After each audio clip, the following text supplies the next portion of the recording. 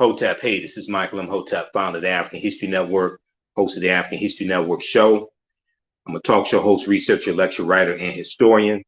So it is Monday, June 20th, 2022. And if you've been watching the African History Network show and watching my broadcast, you know we've been dealing with some of the real history of Juneteenth and separating fact from fiction, okay?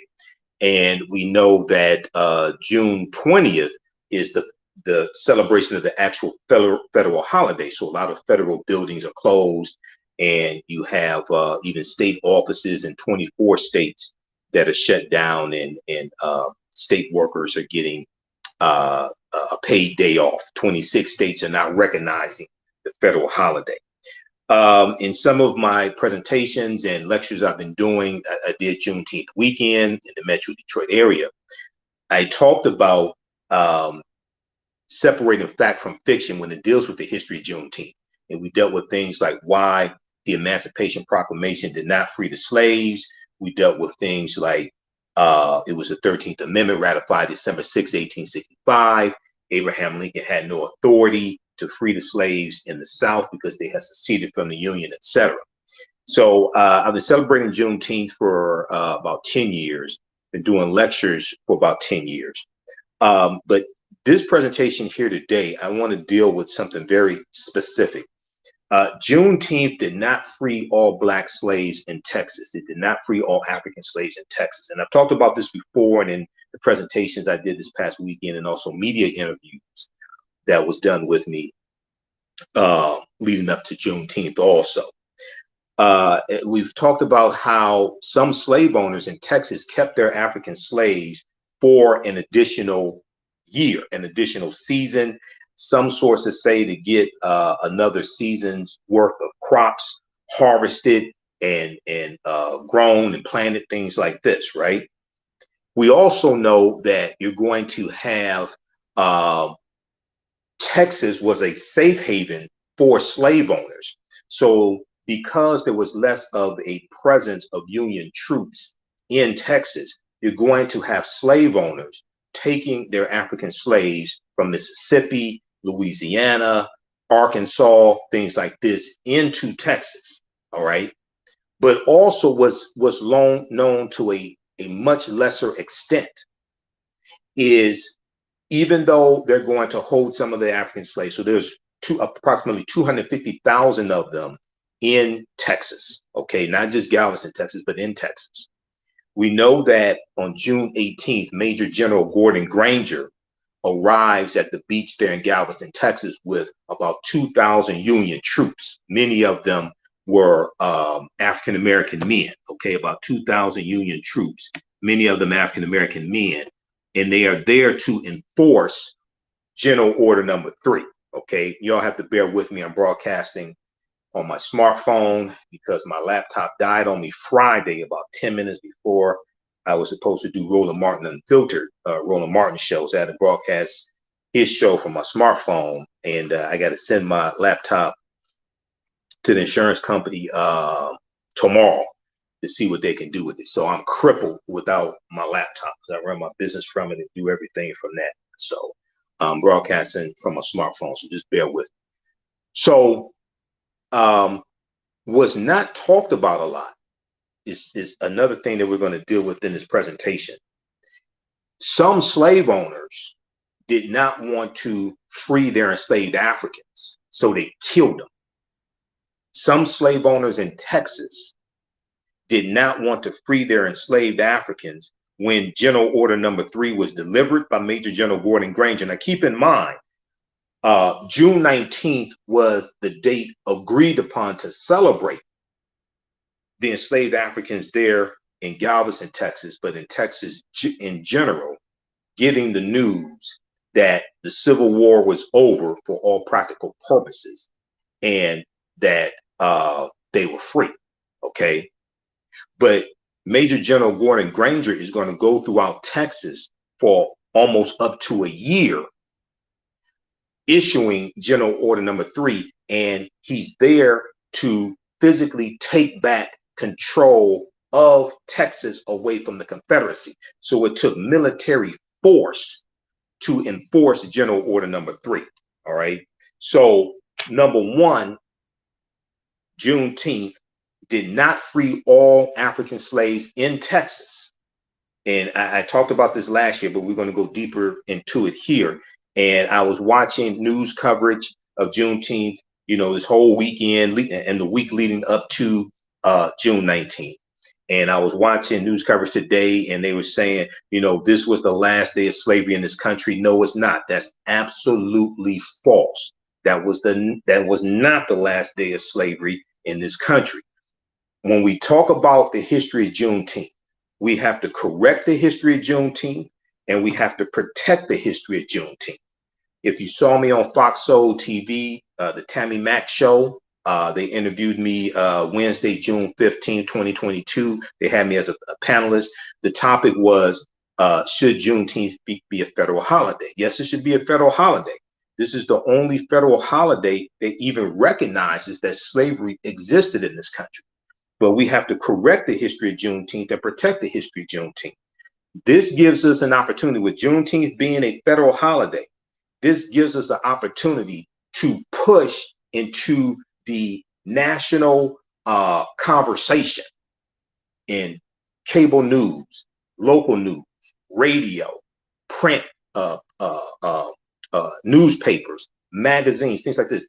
This gives us an opportunity to push into the national conversation a history about this country that Republicans in state legislatures are passing laws to suppress the teaching of this history.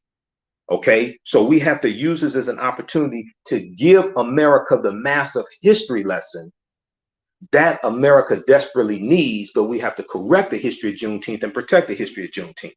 It was not the last day of slavery. It was not the last day of slavery in this country. And it's not the last day of slavery in Texas, because you're going to have some slave owners that keep their African slaves for an additional year to 1866.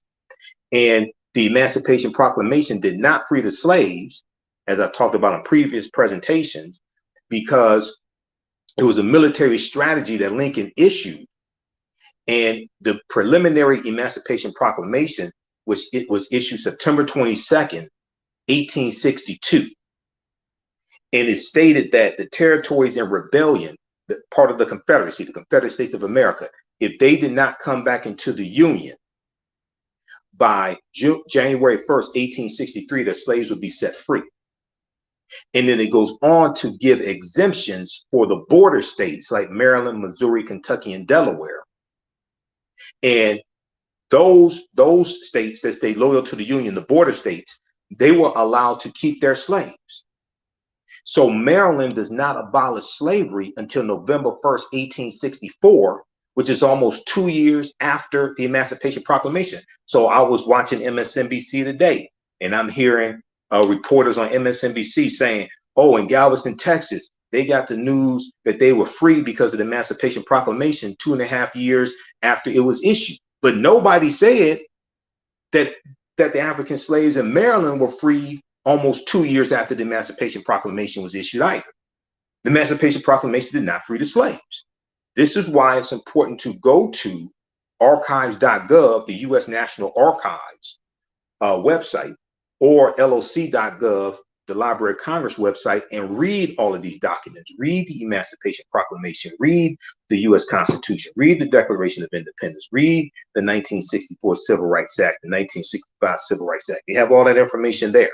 Okay, so we know it's going to be the 13th Amendment, ratified December 6, 1865, when Georgia ratifies the 13th Amendment, that's legally going to end chattel slavery in this country, because it took a constitutional amendment to do this, because slavery was sanctioned by the U.S. Constitution. When you talk about Article 1, Section 2, Clause 3, which dealt with the 3/5 compromise, which did not say we were 3/5 of a human being, is dealing with counting 3/5 of the slave population in states that own slaves, especially the southern states, because a lot of the northern states had already abolished slavery by 1787. And it's dealing with, for the purpose of apportionment and taxation, for the purpose of determining how many seats in the House of Representatives slaveholding states would have. It's based upon population. So how do you count the slave population? Do you count the 100% of the population? Do you count the full population in states like Virginia and Alabama, things like this? You count the full population, Virginia, etc. You count the full population. You count the population. You count half of the population. You count 3/4 of the population. The South wanted to count the full population. The northern states are saying, wait a second, if you count 100% of the slave population in those southern states, then you're going to have the southern states will have total dominance in the House of Representatives, because the northern states had a larger population of free people, okay, but the southern states had a larger population in total when you counted in their African slaves. So that's what the three-fifths compromise is. It's not saying we were 3/5 of a human being. And at the same time, the full population of free African Americans in 1787 and subsequently after that in 1790, when the first census was taken, etc. The full population of free African Americans was counted for the purpose of apportionment as well. Okay, so Article 4, Section 2 of the U.S. Constitution laid the foundation for the Fugitive Slave Act of 1793 and 1850. So slavery was sanctioned by the U.S. Constitution. So it took a constitutional amendment to formally, legally end slavery in this country. All right, now, there was an article from, and how's everybody doing? Share this broadcasting in social media platforms. Give us a thumbs up, give us a heart, give us a like. I'm broadcasting from my smartphone. My laptop crashed on me. So I'm trying to get it repaired or replaced or what have you, okay? Also visit our new website, TheAHNShowNetwork.com. TheAHNShowNetwork.com is our new website. I built it before my laptop went down on me. So we have my DVD lectures, like I have a 2.5-hour lecture dealing with the real history of Juneteenth. We go deep into this history. This presentation, Juneteenth history, Emancipation Day, but not Independence Day. We never got our 40 acres and a mule. Dr. King's Poor People's Campaign, we're coming to get our check. So this is at our website, TheAHNShowNetwork.com. It's a new website. We have it in DVD format. If you want in digital download format, email us, and we have in digital download format also. Okay, that's on sale, $10. And you can also register for the online history classes I teach on Saturdays and Sundays. Sundays, 2 p.m. to 4 p.m. Eastern Standard Time is from the Civil War to the Civil Rights Movement and Black Power, 1865 to 1968. That's a 10-week online history course that I teach. We get deep into this history. And on Saturdays, I teach that one on Sundays. Saturdays, I teach ancient Kemet, the Moors, and the Ma'afa, understanding the transatlantic slave trade, where they didn't teach you in school. So we give you more information about those, but you can register for those classes and the discounted at our website at TheAHNShowNetwork.com. All right, so there was a good article that I posted on our Facebook fan page, The African History Network, and my personal page, Michael Imhotep. Posted this. This article came out June 19th, 2022, from the Washington Post. Not all enslaved Black people in Texas were freed on Juneteenth. Not all enslaved Black people in Texas were freed on Juneteenth. Apparently, people in mainstream media didn't read this article, because this is what I've been saying for years. And this article is written by Deneen L. Brown for the Washington Post. And I've read a number of articles by Deneen L. Brown, brilliant sister. She writes some really good articles.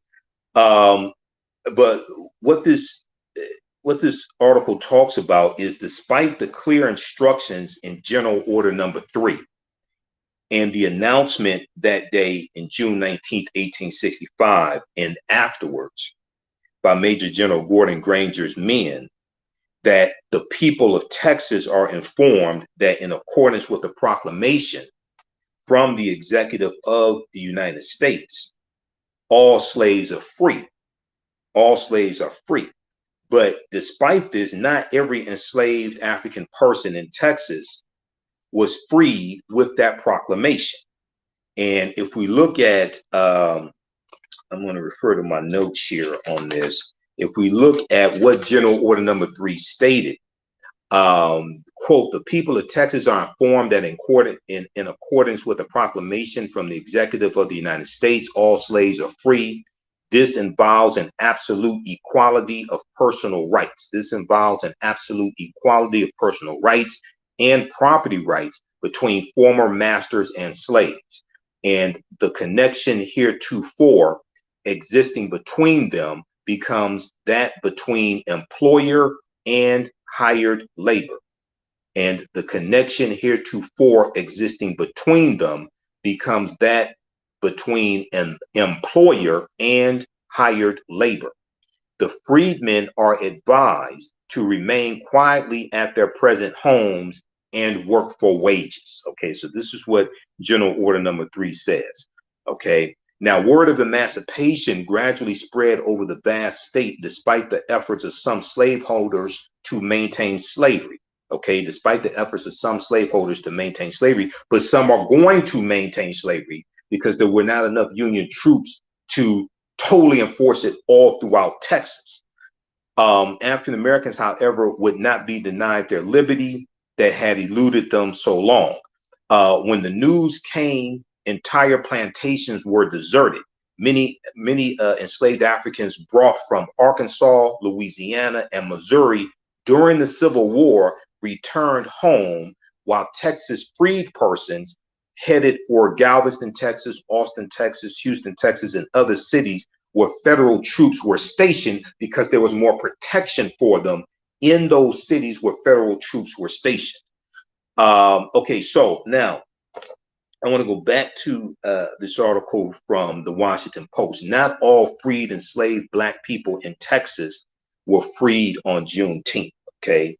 Also, if you like this type of information, you want to support the African History Network, we have the information in the thread of the broadcast. You can support us, $ the AHN show through Cash App, $ the AHN show through Cash App, also PayPal, paypal.me/the AHN show. This helps us keep doing the research, stay on the air, keep broadcasting, do my Sunday night radio show, pay some of the bills, etc.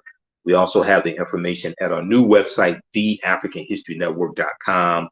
It has information about Cash App. When you go to Cash App, it'll say Michael and show my picture there, because there are about 5 or 6 fake African History Network Cash App accounts that are out there. They're using our logo, things like this. I've contacted Cash App. They've opened up an investigation about 6 weeks ago. They're slower than Heinz ketchup. So I'm trying to get these fake African History Network Cash App accounts shut down because they've been stealing money from us. Okay. So when you go to our Cash App account, $ the AHN show SHOW, and you'll see it scrolling at the bottom of the screen. When you go to it, it says Michael and shows my picture there. All right, now let's continue here. Okay, so enslavers across the state of Texas resisted the General Order number 3, hiding the news from some enslaved Black people, some enslaved Africans. Many African people were forced to continue labor under the oppression of ruthless enslavers and unscrupulous plantation owners. So in some cases, the word is going to be kept away from them. In other cases, they're going to find out they were free, but they were forced by their slave owners to stay in captivity. Okay, because word is spreading from plantation to plantation. There was also another good article that I read. Now I have a whole file folder, so I'm not new to this at all. I have a whole file folder on Juneteenth. I've been doing presentations for going back to 2012. Then I got a file folder here dealing with articles dealing with Juneteenth. But there was a good one that came out June 20th, 2020.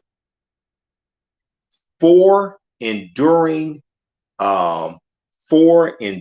myths about Juneteenth are not based on facts. We're going to talk about this also because this dispels myths surrounding Juneteenth history. One of them I've already talked about, dealing with the Emancipation Proclamation. 4 enduring myths about Juneteenth are not based on facts. So we have to correct the history of Juneteenth, and we have to protect the history of Juneteenth. So everybody watching on Facebook and YouTube, give us a thumbs up, give us a heart, give us a like. Share this broadcast on your social media platforms. Share it with your friends and family. Okay. So we know that June 17th, 2021, President Joe Biden signed into law the bill that passed the House of Representatives, passed the U.S. Senate. It was sponsored by Representative Sheila Jackson Lee of Texas in the House of Representatives. We know our sister, Mother Opal Lee, who was 94 years old last year. She's 95 now. We know she marched for years to make Juneteenth a national holiday, a federal holiday. We know she worked for years and marched to make Juneteenth a federal holiday. She's also a member of Zeta Phi Beta Sorority Incorporated, which are my sisters, because I'm a member of Phi Beta Sigma Fraternity Incorporated. So the announcement on June 19th, 1865, did not end slavery in Texas. The barbaric institution continued in other forms and by other names, according to historians. One historian, C.R. Gibbs, the initial C.R. and Gibbs, G-I-B-B-S, said there was almost universal agreement from statements of enslaved people that many Texas slave owners held off making the announcement. Many black Texans did not receive the news until 1866. Quote, slave owners resorted to tricks, they delayed, they postponed. This was money, C.R. Gibbs said. He's the author of the book Black, Copper, and Bright, B-R-I-G-H-T, Black, Copper, and Bright, the District of Columbia's Black Civil War Regiment. He said they wanted to continue to get every last drop of sweat from slavery. Now, even after Major General Gordon Granger's order, African people remained in, quote, such a delicate situation in Texas, C.R. Gibbs said, you have the collapse of the Confederate government and roving bands of men who wanted to turn the clock back. A Union officer said, quote, given a choice between hell and Texas, I would live in hell and rent out Texas. It was just that bad in Texas, he said. Now, during the Civil War, Texas was a refuge for enslavers, as I've talked about before. And I spoke in Inkster, Michigan. I spoke at 2 locations in Inkster, Michigan on Saturday, St. Clement's Church, Saturday morning. And then also at the Floyd B. Simmons Recreational Center, they had a Juneteenth Middle Passage commemoration event there. So I spoke there, and it's important. See this one of the reasons why it's so important to celebrate Juneteenth. It celebrates freedom, number one, but this gives us an opportunity to deal with the history of the Civil War, 1861 to 1865, and the history of Reconstruction, which is the period of time after the Civil War, 1865 to 1877, and the advancements that African Americans were making when it came to acquiring land, getting education, starting businesses, getting elected to public office. There are about 2,000 African American men who got elected to elected office, public office during Reconstruction. And we're going to have a couple of U.S. senators like Hiram Rhodes Revels in 1870 out of Mississippi. You're going to have a majority of them are going to be in the House of Representatives. When we look at the state legislature of South Carolina, the majority of the state legislature of South Carolina were made up of African American men during Reconstruction. Then you're going to have the Compromise of 1877, which ends Reconstruction. We're going to see a reversal of these gains that we're making, but we're also going to see an increase in domestic terrorism. Even during Reconstruction, we see this. This is why 1871, the Ku Klux Klan Act, is implemented by President Ulysses S. Grant, October 1871. He declares martial law in 9 counties in South Carolina to crack down on activities of the Ku Klux Klan, who were attacking and killing African American elected officials, as well as white Republicans who were many of our allies. They were being attacked by the Klan and domestic terrorist organizations like the White League and the Red Shirts and things like this. Okay, so even after Major General Gordon, during the Civil War, Texas was a refuge for enslavers evading emancipation. Quote, slave owners in Arkansas, Tennessee, and Louisiana ran their Negroes from Arkansas, Louisiana, and other parts of the states into Texas because the U.S. Army had not reached Texas. Because the U.S. Army had not reached Texas, said W. Marvin Delaney, a retired University of Texas Arlington historian and president of the Association for the Study of African American Life and History, also known as ASALH. ASALH is the organization that Dr. Carter G. Woodson co-founded September 9th, 1915 in Chicago.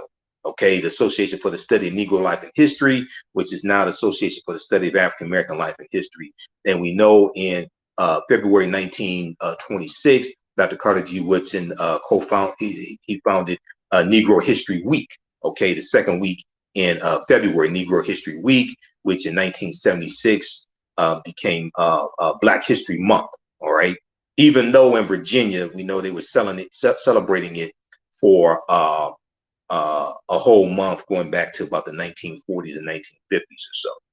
All right, now after Major General Gordon Granger's order, General Order Number 3, the Union Army literally had to march across Texas to enforce the order and free enslaved African people. They literally had to march across Texas to enforce the order and free enslaved African people.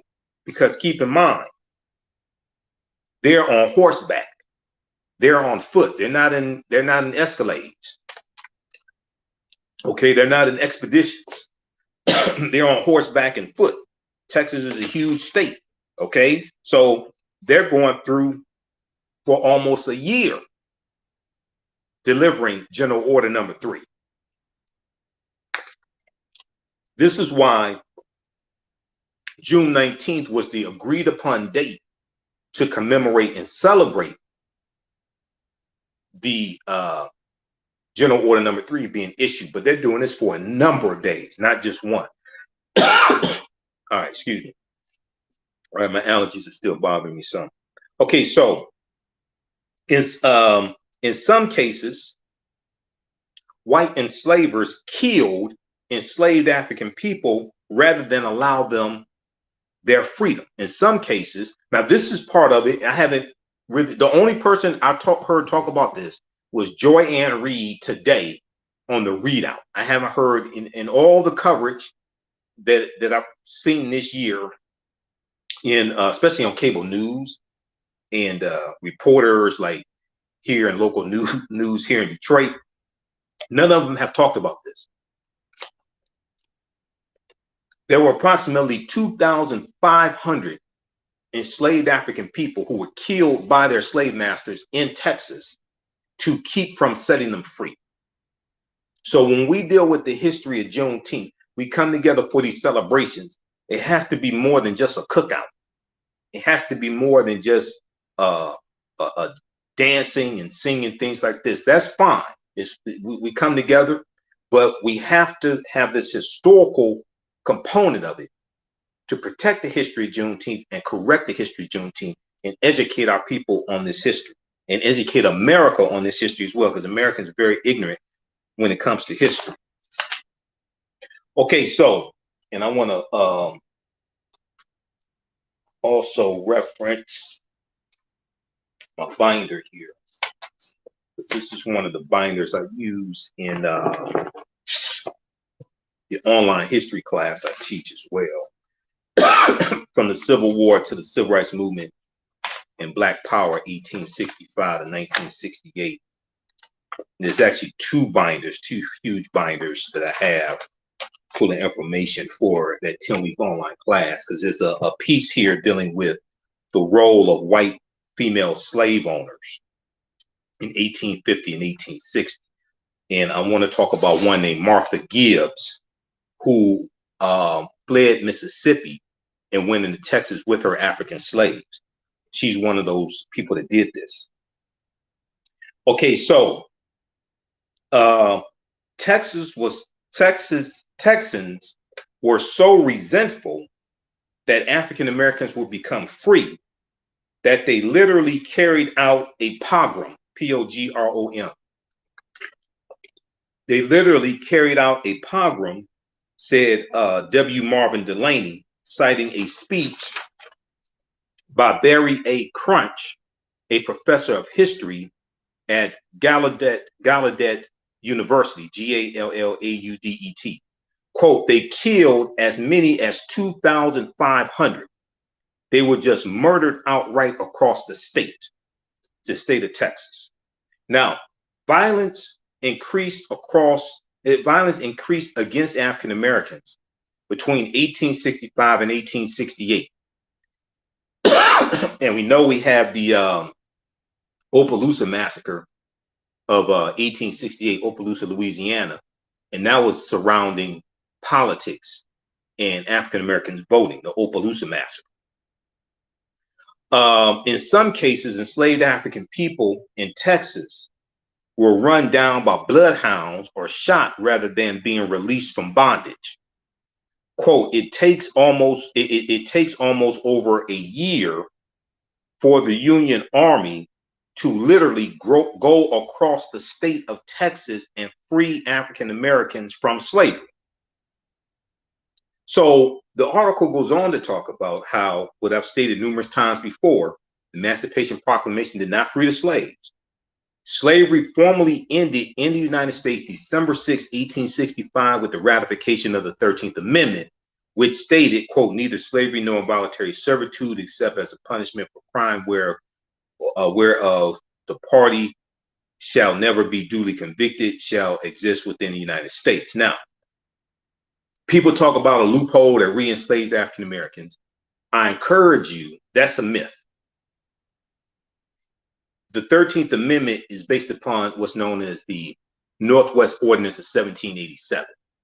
That phrase dealing with involuntary servitude, things like this, that already existed and already applied to white men. And they're given the same rights to African American men. And if you look at prison rates and things like this, even leading up to the 1970s, the prison rates in this country were relatively low. Yes, African Americans disproportionately made up prisoners, but what people call mass incarceration, that doesn't really start till about 1970, 1971, because Richard Nixon declares his war on drugs June 17, 1971, in front of Congress. And from 1970 to 1993, the U.S. prison population quadruples in this country. It goes from about 300,000 in 1970 to 1.3 million in 1993. You can go to BJS.gov, Bureau of Justice Statistics website, U.S. government, BJS.gov. You can look at the incarceration numbers for decades. Now, this is before the 1994 crime bill. That wasn't signed until September 13, 1994. I know people like to think that, oh, that 94 crime bill created mass incarceration. No, it didn't. You didn't look at the period of time from 1970 to 1993. U.S. prison population quadrupled during that period of time. That's before the crime bill was even signed into law. Okay, so watch I interviewed Dr. Darrell Scott,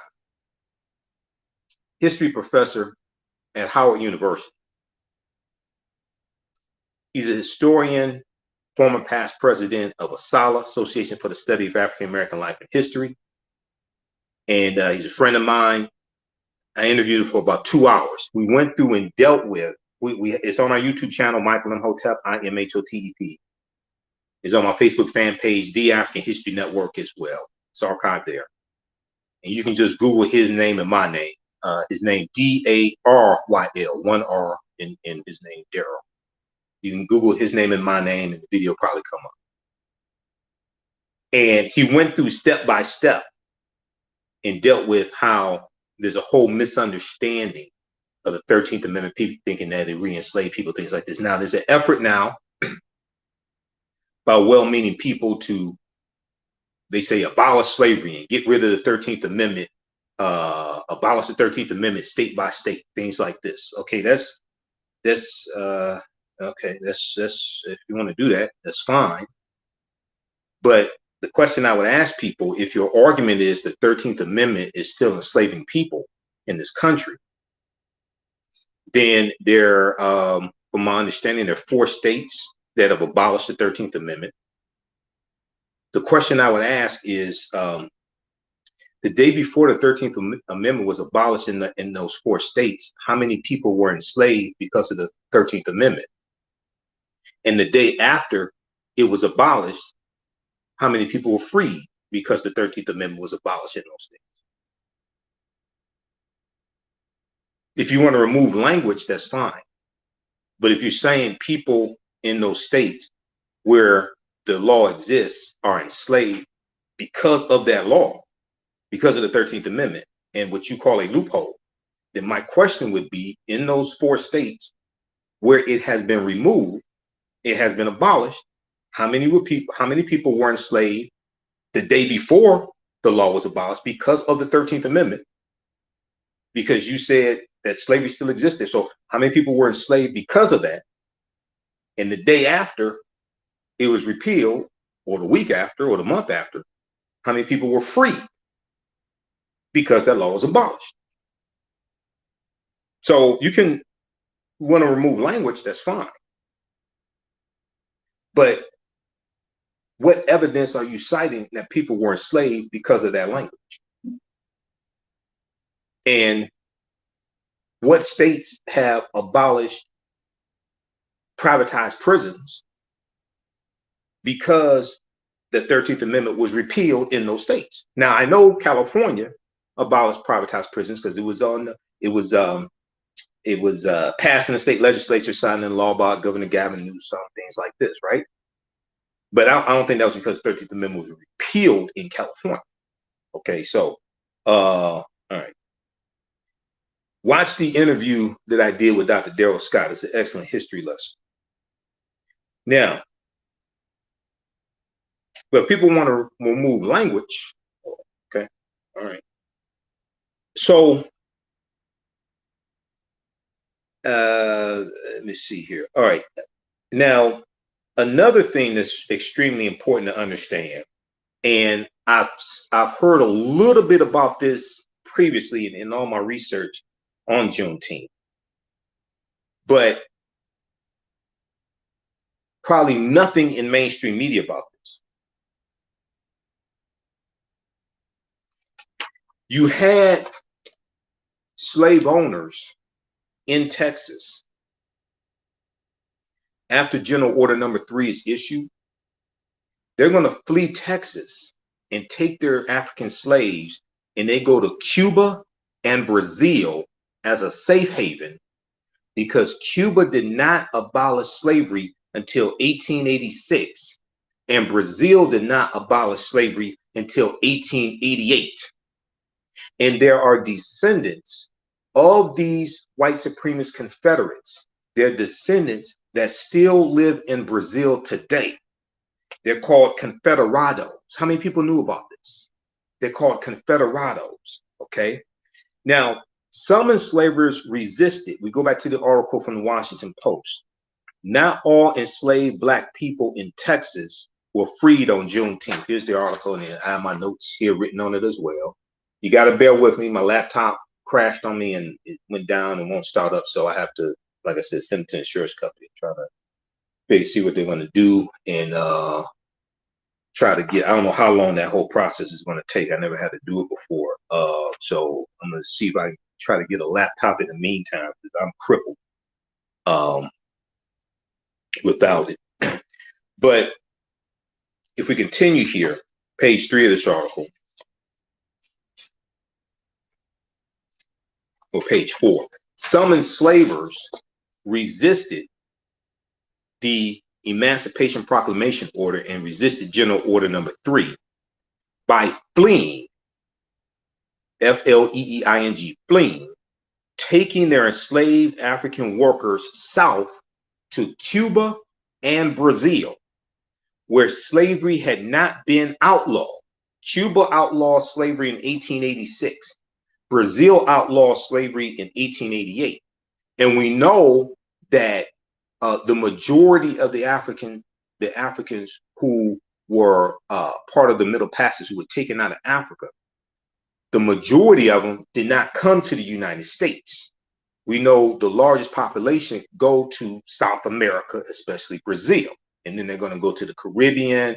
They go to Haiti and Jamaica and Puerto Rico and Honduras, Hispaniola. And we know the western third of Hispaniola is where you have Haiti, Saint Dominique, what the French called it, Santo Domingo is what the Spanish called it. So the somewhere maybe 4 or 5% actually come to the U.S. Okay. So this is a part of the history dealing with Juneteenth that almost nobody talks about.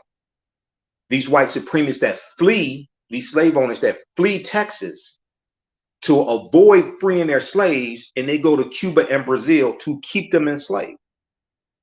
Now, the kidnapping of African people out of the country struck fear in those who were still in precarious situations in the control of their former enslavers without protection from Union troops. Frederick Douglass's brother, Perry Downs, Perrydowns, Perry Downs, who was enslaved in Texas, recounted hearing his enslaver say that he would run his quote unquote property out of Texas. He would run his quote unquote property out of Texas. Now, no one knows how many enslaved African people were driven farther south by enslavers, because we know Cuba is 90 miles away from the United States. Okay, Cuba. Okay, and that was Spanish territory, and then Cuba's going to gain its independence. You have the Spanish-American War, 1898. If you saw the movie Posse with Melvin Van Peebles and Mario Van Peebles and Sally Richardson, that movie Posse takes place in 1889. It takes place in 1898. During, you know, they were deserters from the Army, from the U.S. Army. That takes place in 1898 during the Spanish-American War. That's the backdrop. That's the setting, historical setting of that whole movie. That's a fantastic movie. Posse. Big Daddy Kane is in there. That's a fantastic movie, and they have some deep history in there. One of the things they talk about is approximately 1/3 of what we call cowboys during the Old West were Black, African American. Okay, and the term cowboy originally was a derogatory term because white men were called cattlemen or cowhands. African American men were called cowboys. Okay, but our skills when it came to roping steer and bullfights and all that stuff. Okay, the rodeos and Bill Pickett rodeos, things like that. Our skill set was so good that it caused us to have a lot of, it caused even white men to respect a lot of us, one, because of our skills. But cowboy became a general term and lost its negative stereotypical stigma. Okay, but originally cowboy was a pejorative, derisive term used for African American men, calling them a boy. Okay, so let's continue here. No one knows how many enslaved African people were driven farther south by enslavers to avoid freeing them out of Texas and going. Some are going to go into Cuba. Others are going to take their African slaves to Brazil. Quote, there were unnamed numbers of Black people taken out of the United States to places where there was still slavery, end quote. Said, this was C.R. Gibbs, the historian C.R. Gibbs. Now, slavery was not abolished in Cuba until 1886, as I said previously. Brazil became the last country in the Americas to abolish slavery in 1888. So they're looking, so just as many of these slave owners like Martha Gibbs, who we're going to talk about here in just a minute, and Professor Stephanie E. Jones Rogers talks about Martha Gibbs in her book, They Were Her Property. uh, which deals with white women and slavery. Okay, they were her property. White women as slave owners in the American South. This is a book that came out February 2019. I did a presentation about Professor Stephanie E. Jones Rogers' work in her book when this came out in 2019. Martha Gibbs was a white female slave owner from Mississippi, and she leaves Mississippi and takes her African slaves into Texas, okay? Because Texas was a safe haven for many slave owners because there was less of a presence of Union troops in Texas, and Texas was more removed from battles during the Civil War also. All right, so slavery was not abolished in Cuba until 1886. And it was not abolished in Brazil until 1888. To this day, descendants of Confederates who drove enslaved African people into Brazil celebrate with festivals. They celebrate with festivals to this day in Brazil. These descendants of these white supremacist Confederates celebrate to this day with festivals in Brazil in the cities of Americana and Santa Barbara de Oeste, D''OESTE, celebrating the Confederate States of America with Confederate flag displays and dances. So these were two cities in Brazil that these Confederates fleeing the U.S. with their African slaves, they founded these two cities. Their descendants of these white slave owners still live, some of them still live in those two cities today, okay? There's another article I'm going to reference dealing with this, because this article here from the Washington Post references another article from the Washington Post from July 11th, 2020 that goes deeper into this history. This is a piece of history related to Juneteenth that is not talked about, okay? One, approximately up to 2,500 enslaved Africans being killed by their slave owners here in Texas, here in the U.S., in Texas, to keep from freeing them. That's not talked about. And then those slave owners that flee Texas with their African slaves into Cuba and Brazil is not dealt with as well. Now, in the United States, as communities prepare for Juneteenth celebrations, historians say revelers should also pause in somber acknowledgement that the hardship of involuntary labor and racial terror against African people continued long after Major General Gordon Granger stood on the courthouse steps in Galveston, or at the Ashton Villa in Galveston, Texas, which is a mansion on Broadway Street in Galveston, Texas. Okay, and going throughout issuing special field order number, general order number 3, special field order number 15 is what's known as 40 acres and a mule. Quote, Juneteenth should be celebrated to recognize the symbolic emancipation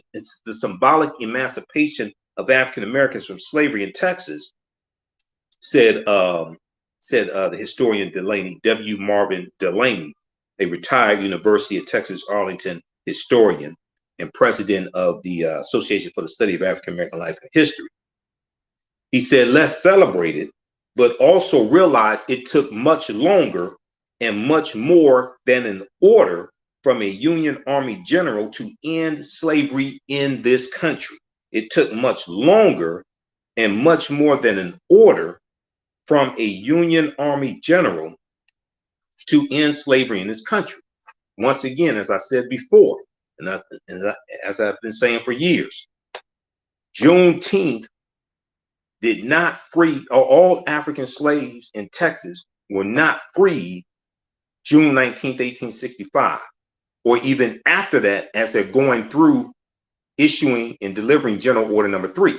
Some are going to be kept enslaved until the following year, 1866, and then some are going to be forced to go with their slave masters into Cuba and Brazil.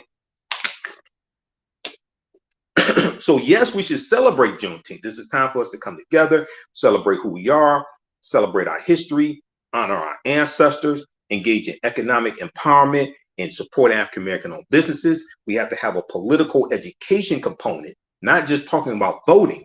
What are you voting for? We have to have a political education component infused into these Juneteenth celebrations. Because when I do my presentations, I deal with history, political education, law, and economic empowerment. Okay, politics is the legal distribution of scarce wealth, power, and resources, and the writing of laws, statutes, ordinances, amendments, and treaties, their adoption, interpretation, and enforcement. Politics, it impacts every aspect of our lives. Okay, so all these things and these issues and laws and things like this, policies that we advocate for, they're all shaped by politics. So voting is one part of politics, but who you vote for and the policies you advocate for largely has to do with your understanding of history and law. Okay, so how's everybody doing? Give us a thumbs up, give us a heart, give us a like. How y'all like this type of information? If you want to learn more about this type of history, be sure to visit our new website, TheAHNShow.com. You have to bear with me, my allergies still bother me. I'm allergic to pollen.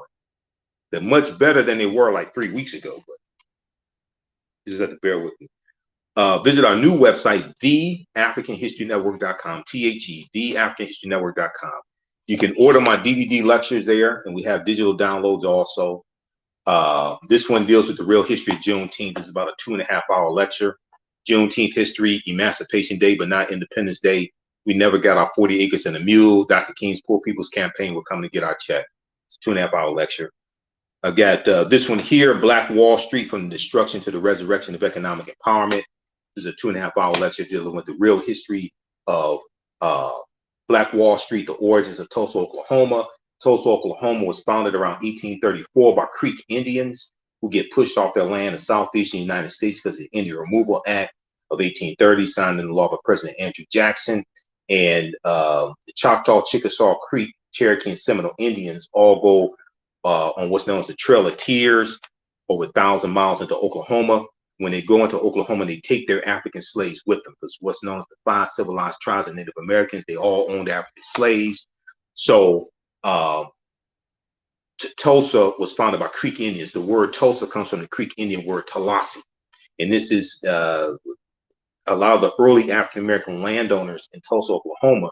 A lot of them got land from what's known as the Black Freedmen Indian Treaties of 1866 and the Dawes Allotment Act of 1887, which redistributed land to Native Americans and Black Indians. Now, white people get 2/3 of this land. This is where you get the $5 Indian from, because when white people found out that this land redistribution was taking place, it's about 138 million acres of land that was being redistributed. You had to anglicize your name. You had to anglicize your name to be put onto the Dawes rolls. It was like a type of census, so to speak. So white people were paying $5 to get their names added to the Dawes rolls and getting land also. This lecture here, when black men dominated horse racing and how an organized effort forced them out. Okay, this deals with how we used to win the Kentucky Derbies, dominate horse racing. The first Kentucky Derby was ran in 1875. It was won by this brother right here, Oliver Lewis. He was 19 years old and a former slave. He won the first Kentucky Derby. 13 of the 15 jockeys in the first Kentucky Derby were African American jockeys, many of them former slaves. Oliver Lewis's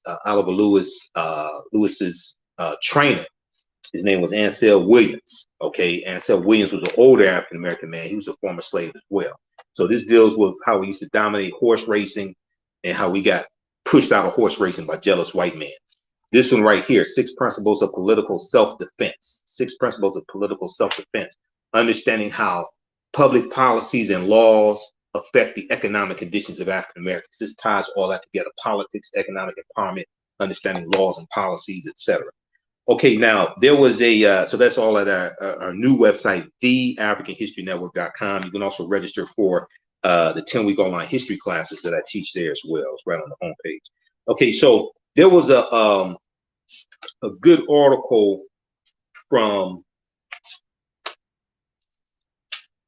there was a good article from history.com, which deals with the massive overlooked role of female slave owners, the massive overlooked role of female slave owners. This is from March 12, 2019.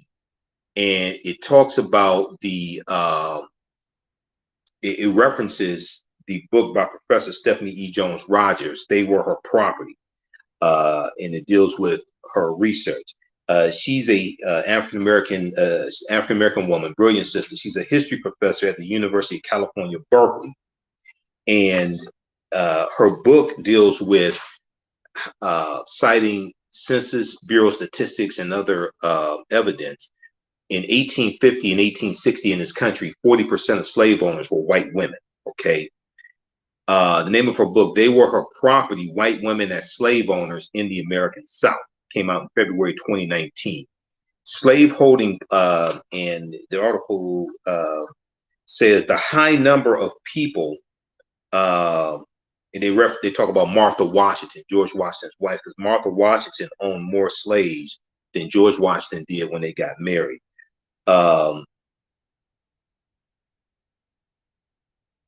Stephanie E. Jones Rogers, a history professor at the University of California, Berkeley, is compiling data on just how many white women owned slaves in the U.S. and in the parts of the 1850 and 1860 U.S. Census, the 1850 and 1860 U.S. Census data she studied so far. White women make up 40% of all slave owners in 1850 and 1860. Slaveholding parents typically gave their daughters more enslaved people than land. Slave owning parents typically gave their daughters more enslaved African people than they gave them land. Quote, what this means is that their very identities as white women are tied to the actual or the possible ownership of other people, end quote, said Professor Stephanie E. Jones Rogers. Now, the article goes on to say white women were active and violent participants in the slave market. They bought, sold, managed, and sought the return of enslaved African people in whom they had a vested economic interest. Owning a large number of enslaved African people made a woman, a white woman, a better marriage prospect, a better marriage prospect. Once married, white women fought in courts to preserve their legal ownership over enslaved African people and often won in court. Quote, for them, slavery was their freedom. For them, slavery was their freedom, said Professor Stephanie E. Jones Rogers. Now, in this article, they talk about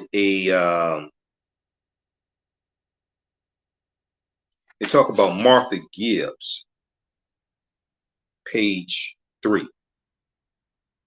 White women also fought to maintain the wealth and free labor that slavery provided them through the Civil War. Civil War is 1861 to 1865. Okay. The U.S., as Union troops made their way through the South, freeing enslaved African people, white women would move enslaved people farther from the soldiers' path. One white woman named Martha Gibbs, not Marla Gibbs, 227 and the Jeffersons. There's no place like home. I mean, no place, child. Not Marla Gibbs, Martha Gibbs. Okay. One white woman named Martha Gibbs even took enslaved African people to Texas and forced them to work for her at gunpoint until 1866.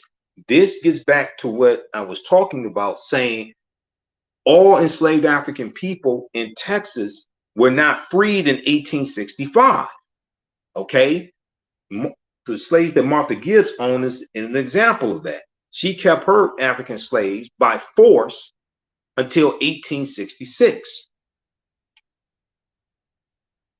And this is even after the 13th Amendment ratified December 6, 1865, when Georgia ratifies the 13th Amendment.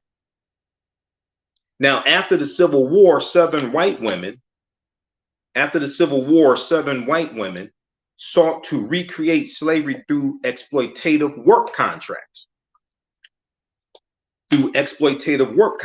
Some also wrote books portraying the institution of slavery as gentle and benign. The most famous being Gone with the Wind by Margaret Mitchell, which is one of the biggest pieces of propaganda when it comes to the history of slavery. Gone with the Wind and Mammy and Butterfly McQueen, Hattie McDaniels, Mammy and Butterfly McQueen. I don't know nothing about birthing no babies, things like this. One of the biggest pieces of propaganda. Rhett Butler, Clark Gable, frankly, my dear, I don't give a damn. Scarlett O'Hara, all this just nonsense. Some also wrote books portraying the institution of slavery as gentle and benign. The most famous being Gone with the Wind by Margaret Mitchell, a woman born 35 years after abolition, after slavery ends 1865. Yet, as Professor Stephanie E. Jones Rogers argues in her book, They Were Her Property, it was not only white women, quote, ideological and sentimental connections, end quote, to slavery that made white women defend it. Scarlett O'Hara would have been protecting her economic interests too. would have been protecting her economic interests too.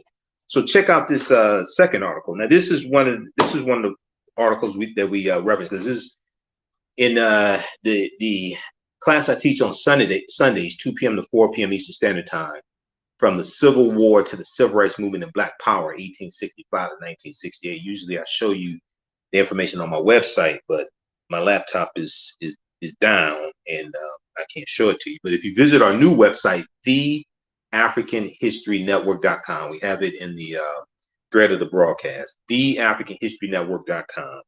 You can register for my 10-week online classes. They're on sale right now, limited time only. Regularly $130, they're on sale $60.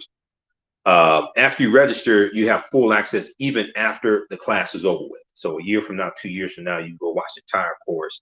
You can use this information with your family, with your children. Also, we have a bundle pack you can register for both classes for $100. Okay.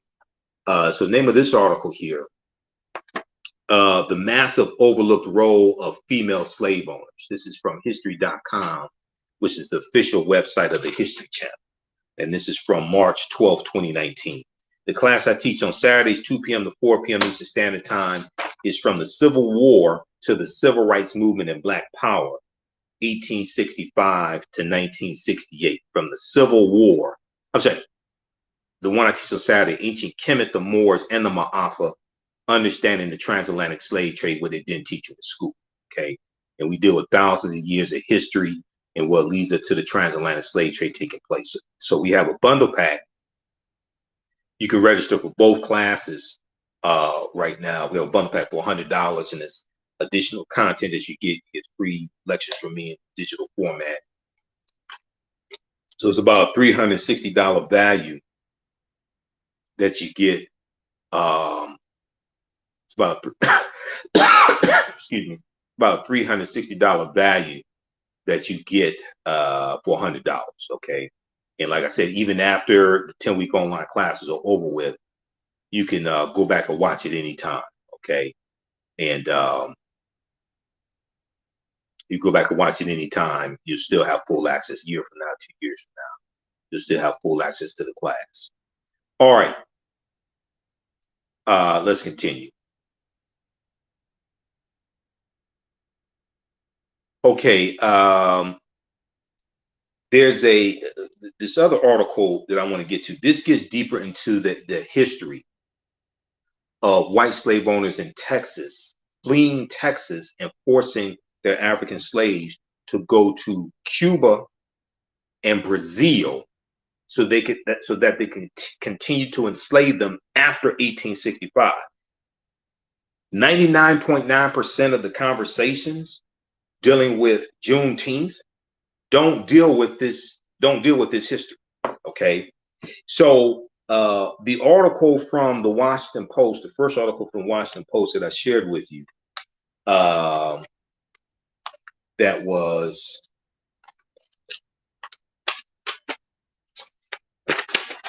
this one here. Not all enslaved Black people in Texas were freed on Juneteenth. Okay, that came out June 19th, 2022. And another reason why this is so important, there's a lot of misinformation that's floating around in the media dealing with the history of Juneteenth, last day of slavery, things like this. Because it's a federal holiday, it gives us an opportunity to have this conversation about history and correct the misinformation.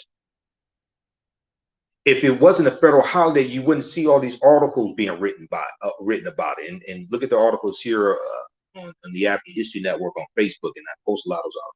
You wouldn't have this coverage in media. So we have to use this to, one, educate ourselves, two, educate America and give America the massive history lesson that it needs. But that history has to be corrected. The history has to be corrected at whitehouse.gov. The history has to be corrected in the history books. And then we have to use that as a springboard to force the policies that we want and vote people in the office who will vote for those policies. Because it takes 218 votes to get any bill passed in the House of Representatives. So many of these bills will pass the House of Representatives, but you don't have 60 votes in the Senate for it. Okay, George Floyd Justice and Policing Act passed the U.S. House of Representatives by a vote of 220 to 212. No Republicans voted for the bill. Remember that come November 2022. No Republicans voted for the George Floyd Justice and Policing Act, even though they talked about how, oh, it was so terrible what happened to George Floyd. But when it came time to do something about it, you voted against it. Then when it goes to the Senate, it was blocked by Senator Tim Scott of South Carolina, who said the sticking point was defund the police, which is a lie, because September 25th, 2021, the Fraternal Order of Police and the International Association of Police Chiefs put out a joint statement saying that defund the police was never part of the George Floyd Justice and Policing Act, number one. Number two, that those two organizations supported the George Floyd Justice and Policing Act. And they talked about how it would protect the rights of police. It would make communities safer. It gave additional funding for police, because contrary to popular belief, and even Senator Cory Booker of New Jersey said this. There's an article from CNN that talks about this because he did an interview with CNN. The George Floyd Justice and Policing Act actually funds the police. I've dealt with this on my show, the African History Network show. The George Floyd Justice and Policing Act actually funds the police. It does not defund the police. It funds the police.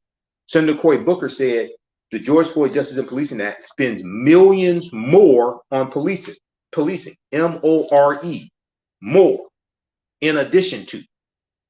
Okay, he said it spends millions more on policing.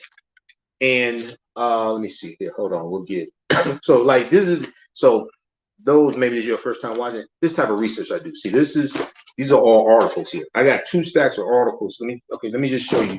Let me just these people think I'm playing. See, I don't play games. I got 2 stacks to my right. This is 1 stack of all articles. This ain't duplicate stuff. Okay, this is 1 stack of articles.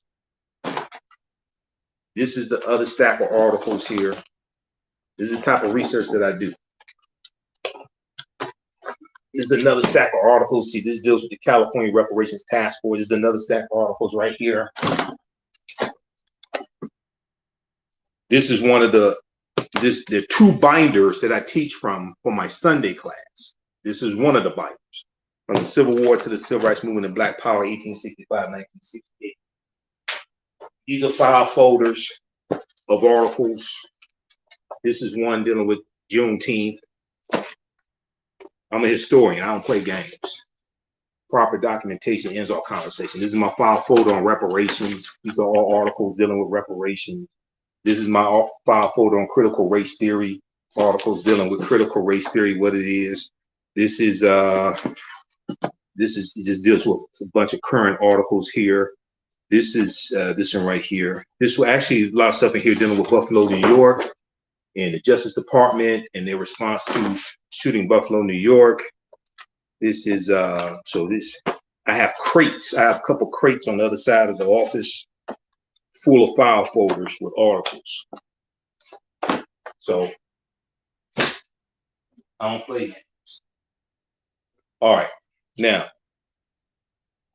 this one, this article here, this gets deeper into the slave owners fleeing Texas going into Cuba and Brazil. They lost the Civil War and fled to Brazil. They lost the Civil War and fled to Brazil. Their descendants refused to take down the Confederate flag. This is from July 11th, 2020. Who has talked about this? Who have you heard talk about this, talking about Juneteenth? Because most of what I hear, a lot of the history I hear about Juneteenth is wrong. Okay, it was not the last day of slavery. Emancipation Proclamation did not free the slaves. All the slaves weren't freed on Juneteenth in Texas. Just wrong.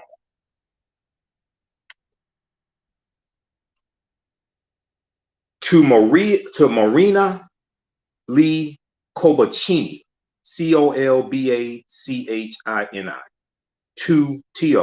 to Marina Lee Colbachini. Her middle name is Lee. Pay attention to that. It was a family tradition. Each spring, she would join the throngs who descended on a nondescript city in Brazil, don a 19th century hoop skirt, and square dance to country music. Square dance to country music. Now, she's in Brazil. It's like, why are they square dancing? The theme of the annual festival was the Confederate States of America. This is in Brazil. How many people have heard of this? The theme of the annual festival was the Confederate States of America, the Confederacy. It's one of history's lesser known episodes. After the Civil War, thousands of defeated Southerners came to Brazil to self-exile in a country that still practiced slavery.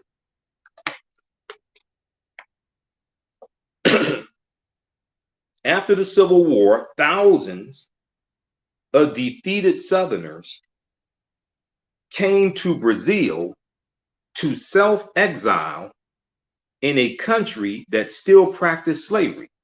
For decades, FOR, for decades, their descendants have thrown a massive party that now attracts thousands of people to the twin cities of Americana and Santa Barbara de Oeste, O-E-D apostrophe O-E-S-T, de Oeste, to celebrate all things Dixie, D-I-X-I-E. The Confederate flag is everywhere, or what we call the Confederate flag, which is really the Confederate battle flag of Northern Virginia under General Robert E. Lee's army. Okay, the flag that's on top of the Dukes of Hazzard car, in the car on the Dukes of Hazzard, the General Lee is named after General Robert E. Lee, who's a white supremacist slave owner who took up arms against the Union to maintain slavery. He was from Virginia, General Robert E. Lee. That was the battle flag of his army. He had the largest Confederate army, okay? And when he surrenders to General Ulysses S. Grant, April 9th, 1865, this, many people say that's the end of the Civil War. So it's really going to ramp down and start coming to a close, really coming to a close. But keep in mind, the Civil War is going to continue for another 16 months.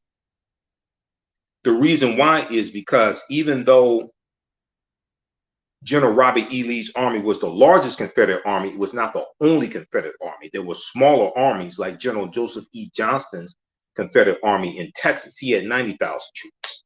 Okay. Nathan Bedford Forrest had a Confederate army as well. So terms of surrender had to be negotiated with each one of those smaller Confederate armies. So it's going to be August of 1866 that President Andrew Johnson announces a formal end to the Civil War. So it's going to go on actually for another 16 months, but to a much lesser extent. Okay, now on flagpoles and knickknacks emblazoned on the dance floor, clutched by men clad in Confederate battle gray, decorating the grounds of the cemetery that holds the remains of veterans of the rebel army, the traitors, the Confederate army. They have a cemetery there in those two cities where they're buried. The immigrants known here in Brazil as Confederados, Confederados, Confederados. And the Confederates set up two cities in Brazil, Americana and Santa Barbara de Oeste, in a country that has long been more preoccupied with class division than racism. The Confederate symbols, stripped of their American context, never registered much notice. But now, as the racial reckoning in the United States following the killing of George Floyd, May 25th, 2020, in Minneapolis, Minnesota, inspires a similar re-examination of values in Brazil, that has begun to change. Okay, so keep in mind this article is from July 11th, 2020. Okay, so basically 2 months after George Floyd was killed. Now, Brazilians in recent weeks in July 2020 have demanded the removal of the notorious statue in Sao Paulo of a 17th century settler who enslaved indigenous people. Protests for Black equality have rumbled through several cities, and in the two cities founded by Confederates, Americana and Santa Barbara, the cities founded by the Confederates, Brazilians who have never been to the United States are increasingly asking questions piercingly familiar to Americans. Brazilians who have never been to the United States are increasingly asking questions piercingly familiar to Americans. Where should the Confederacy be remembered? Should it be remembered on a flagpole or in a museum? Now, Marina Lee Colbacini, who is she's a descendant of one of these Confederates. She said, quote, "My mind has been opened to the questions." She's 35 years old. Her middle name, Lee, pays homage to the traitor General Robert E. Lee, Confederate General Robert E. Lee. She attended the festival for most of her life, but now has stopped going. Despite worrying what her community might think, she has begun asking that Confederate battle flag be taken down. She said, quote, "It represents my family's tradition," she said. "It represents my family's traditions. But in the entire world, in the United States, they know what it also represents," end quote. Now, the debate has simmered for years. One side is the Fraternity of American Descendants, the group that throws the annual party there in Brazil, tends to the Confederate cemetery grounds and promotes a lost cause orthodoxy reminiscent of the most ardent Confederate apologists.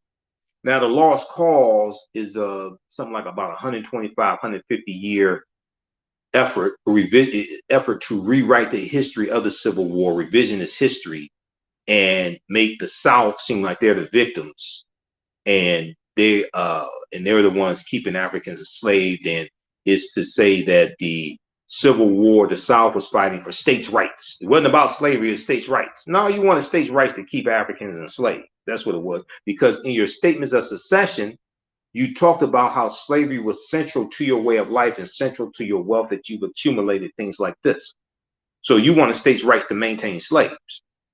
Now, on the other hand, in the Black Union for Equality, which has been leading a community charge to strip the festival in Brazil of the Confederate battle flag, considered by many to be a symbol of hate and repression. Okay, it's an organization called the Black Union for Equality.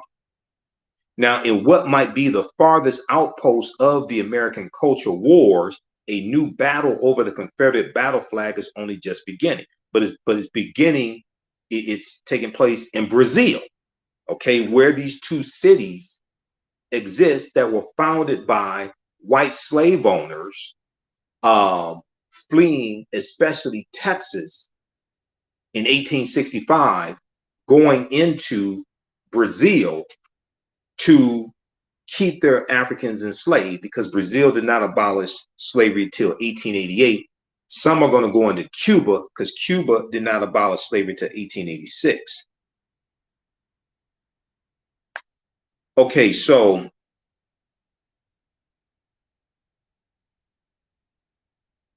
the article goes on to say they have a section called "A Mass Exodus in Search of Land and Slaves." A mass exodus in search of land and slaves. Okay, in this article here from the Washington Post, the newspapers called it Brazilian fever. Okay, who have you all heard this type of history before dealing with Juneteenth? Who's sharing this with you?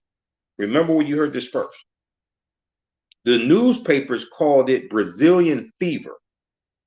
With the war lost, the Civil War, thousands of Southerners, fearful of living under Northern rule among freed slaves, were seeking other opportunities. Some pushed for Mexico, others pushed for Venezuela. But Brazil, which would not abolish slavery for another 23 years, because they abolished slavery in 1888, but Brazil proved to be the most attractive of these countries. Emperor Dom Pedro II, a fierce advocate of the South during the war, tried to induce their immigration, offering free transport, cheap land, and an easy path to citizenship. Before long, Southerners from the United States sailed out from New Orleans and Mobile, Alabama for Rio de Janeiro.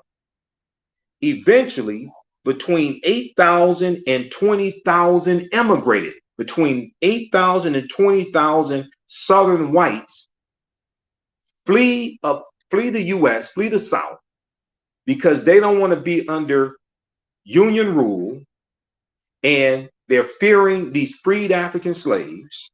Maybe they're fearing retribution. I don't know. You know, chickens coming home to roost. So between 8,000 and 20,000 flee and go into Brazil. Have you ever heard this before? Now, Colonel Charles Gunter, Gunter, urged in a letter to the Charleston Mercury newspaper in 1868. He said, quote, "Move here and buy land. Move here and buy land. We have here a beautiful place for our village in the center of rich land and on a grand river. We have here a beautiful place for our village, the center of rich land and on a grand river, end quote. But historians say one of the central draws was a country where Southerners could freeze time and continue a lifestyle that had been put to a violent end in the United States. They wanted to stay dominant and keep their slaves. En Vogue said, give it up, turn it loose. They didn't want to give it up, turn it loose. Okay, they had a good thing going. They said, we're going to leave the country to keep these Africans enslaved. Because, you know, one would ask the question. So, you know, one of the stereotypes is that, you know, African people were lazy and the slaves were lazy and things like this, right? So let me get this straight. You're going to leave the country and sail to Brazil to keep lazy Africans enslaved, and you got to take care of them? No, they weren't enslaved. And we had skills also. See, the other thing was there were at least 262 skills, trades, and crafts that African people had in this country from 1619 to 1865. We were the shipbuilders, the basket makers, the barrel makers. Actually, so I teach this in my classes. So be sure, if you like this type of information, be sure to visit our new website, TheAfricanHistoryNetwork.com. It's much easier to navigate on your smartphone. You can order the DVD lectures right from the smartphone, register for the online classes I teach right from the smartphone. So this helps us keep doing the research, stay on the air, pay the bills, etc. There are at least 262 skills, trades, and crafts that African people had in this country from 1619 to 1865. Okay, at least 262 skills, trades, and crafts. And these skills are going to help build America. A lot of these skills we brought with us from Africa. So we were the anchor makers, the artists, we were barrel makers, bartenders, barbers, ship makers, engineers, all different types of things like this. This information comes from the book by James Newton and Ronald Lewis. Okay, the name of the book is called The Other Slaves, Mechanics, Artisans, and Craftsmen. It's from 1978. Okay, The Other Slaves, Mechanics, Artisans, and Craftsmen. At the Charles H. Wright Museum of African American History here in Detroit, they have a display when you go through their main exhibit called And Still We Rise. They have a display when you go through and come out on the other side. They have a display that lists all these skills, trades, and crafts that we had in this country from 1619 to 1865. Okay, so what happened was I was there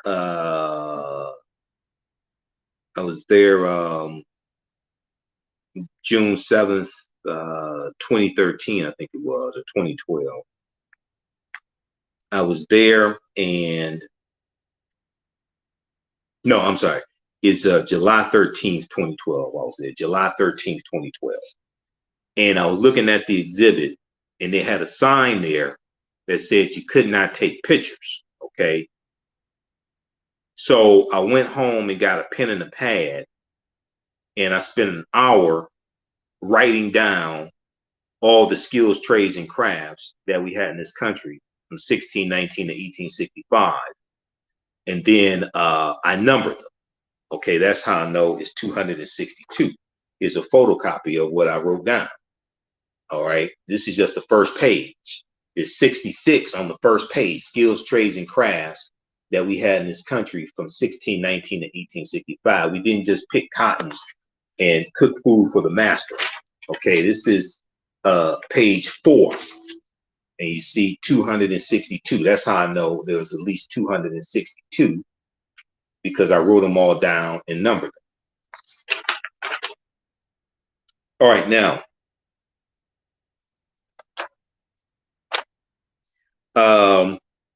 also, if you like this type of information, you can support the African History Network, $ the AHN Show through Cash App, $ the AHN Show through Cash App, also through PayPal, paypal.me, paypal.me. That helps us keep doing the research, stay on the air, keep broadcasting, pay some of the bills, etc. Okay, and share this broadcast on your social media platforms. Give us a thumbs up, give us a heart, give us a like if you like this type of information. And we also have the information there in the thread of the broadcast. And visit our new website, TheAfricanHistoryNetwork.com. All right, now let's continue here. But historians say one of the central draws for these southern whites was a country where Southerners could freeze time and continue a lifestyle that they had that had been put to a violent end in the United States. In journals, one bragged about how inexpensive Brazilian slaves were. In journals, people would brag about how inexpensive Brazilian slaves were. Another lamented that they could not bring recently freed American slaves to Brazil. Quote, they came to continue having slaves. Luciana Brito, Brito, a historian at the Federal University of Reconcavo de Bahia, Bahia. She said they associated the existence of slavery in Brazil with the maintenance of a system of racial subservience.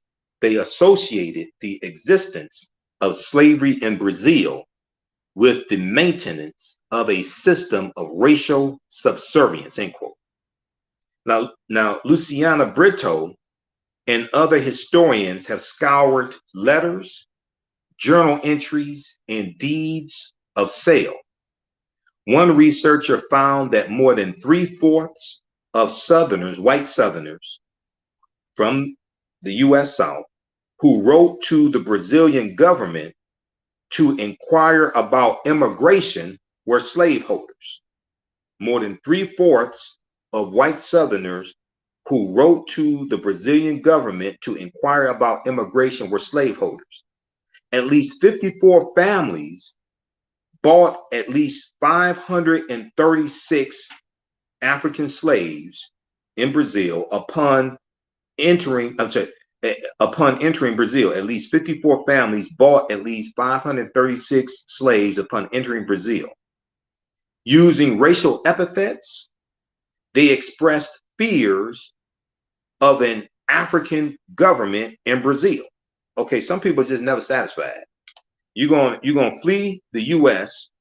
because you're afraid of Union control and you're afraid of freed African slaves because now the shoe's on the other foot and you're afraid of the chickens coming home to roost. So now you're gonna flee to Brazil and you fear an African government in Brazil. Why don't you just go back to England or Germany or wherever your ancestors came from? I'm just wondering. You're gonna go to Brazil, where the largest number of Africans were taken into from Africa. That's where you're gonna go, Brazil. Why don't you go to England? Using racial epithets, they expressed fears of a quote-unquote African government in Brazil and Black rulers in the United States. Quote, the Confederados, and once again, the Confederados, this is what those Confederates who set up 2 cities in Brazil were called. They said the city of Americana and Santa Barbara de Oeste, D''Oeste.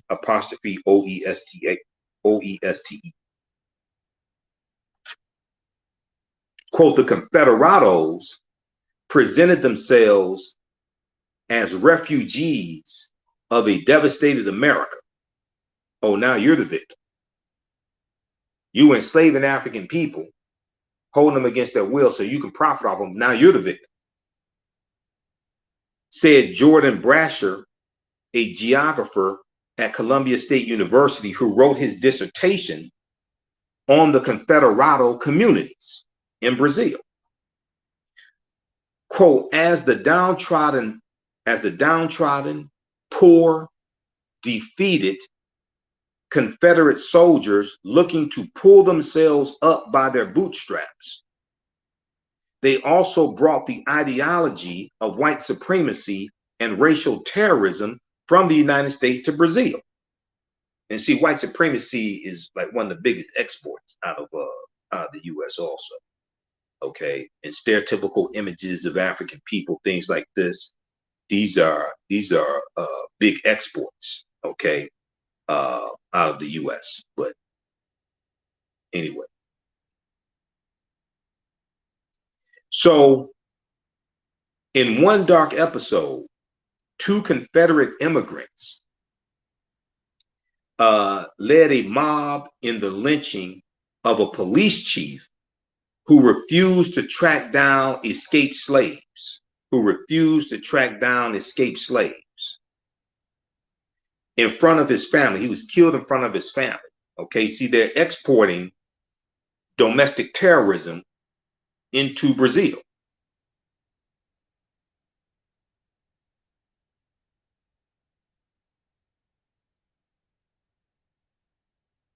Let me repeat this. In one dark episode, two Confederate immigrants led a mob in lynching a police chief who had refused to track down escaped slaves, and they killed him in front of his family. The Confederados were also suspected of assassinating a Brazilian senator who supported emancipation of African slaves. Now, in 1888, Brazil became the last country in the Americas to abolish slavery, nearly a quarter century after the United States did, 23 years after the United States did. But interracial relations in the two countries, the United States and Brazil, were different. There were neither draconian racial distinctions in Brazil nor government prohibitions on intermarrying between the races. The races mixed, yielding a country of extraordinary diversity, Brazil. Over time, some Confederados adopted new opinions on race. Over time, some Confederados adopted new opinions on race. Now, Eugene C. Harter, Harter, who was raised among the Confederados, wrote in a book about the community. He said one of the changes most evident in the Confederados of my youth was their belief in tolerance among the races. He said this they had acquired from the Brazilians.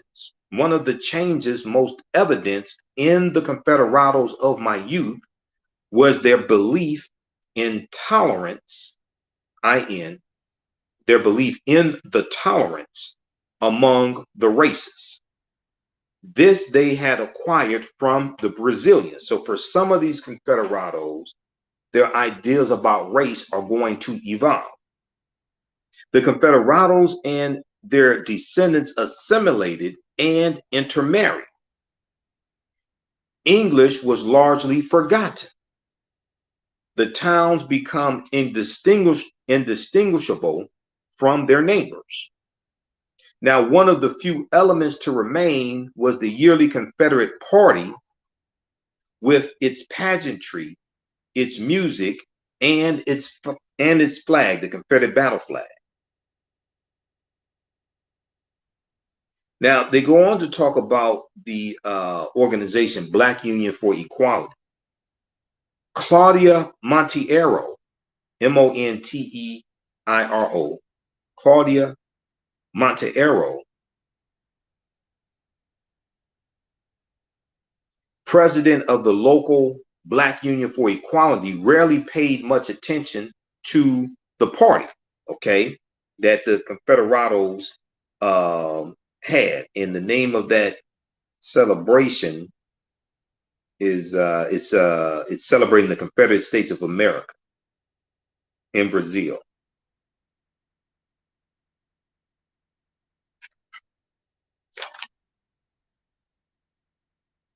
Claudia Monteiro, president of the local Black Union for Equality, says she spent 40 of her 48 years in Santa Barbara de Oeste, which is one of the towns founded by the Confederados, the former Confederates from the South here in the U.S.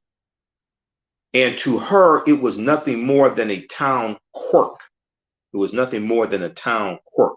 Living in Brazil, other racial issues had always seemed more pressing, including those in her own life. Like many Brazilians, she grew up identifying as Moreno, M-O-R-E-N-A, Morena, M-O-R-E-N-A, Morena, one of the many distinctions in this country's racial taxonomy, rather than the darker negra, N-E-G-R-A, negra.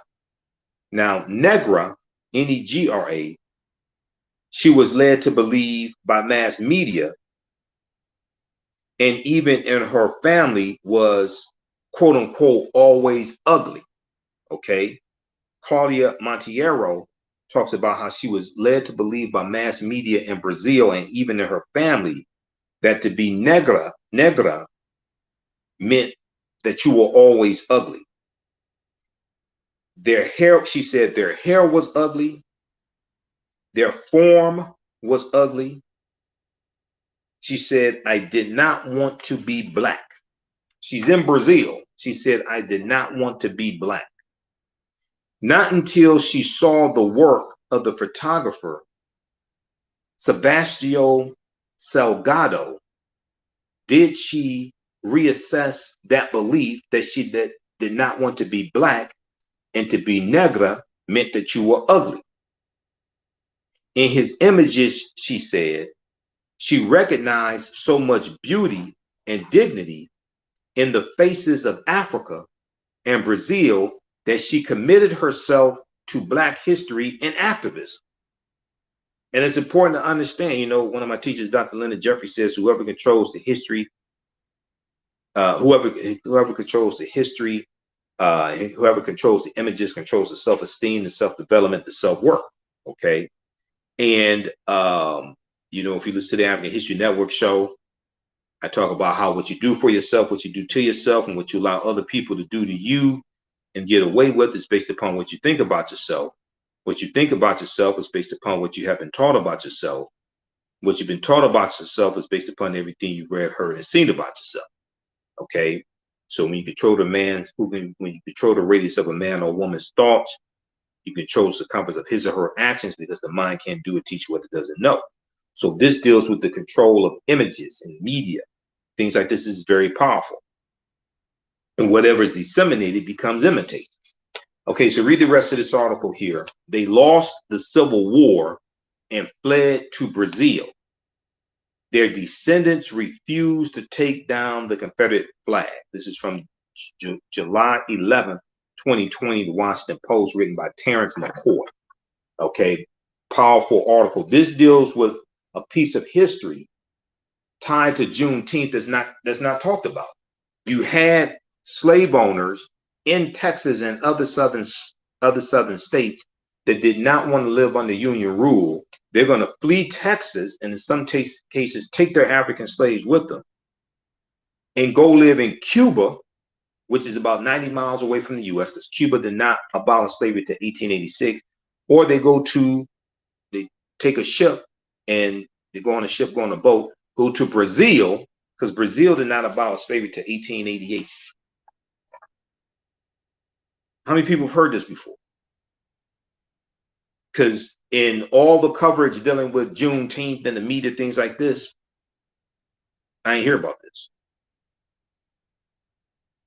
In the past couple of years, I've just heard of just a very little bit about this. This article, the article that came out